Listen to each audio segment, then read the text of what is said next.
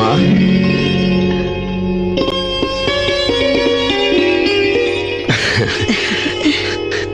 આવી ગયો દીકરા. કેવી રહી રાધનપુરની ધૂળેટી?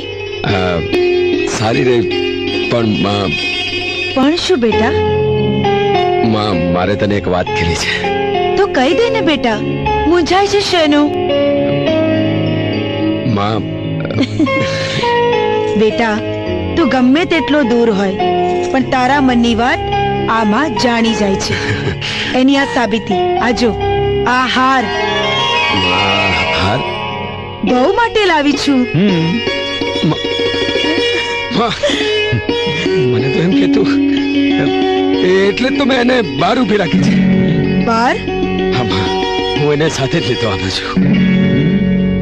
તો પછી એને અંદર લઈ આવ. એને મારા હાથે જ હાર પહેરાવીને શુકન કરાવવા માંગુ છું.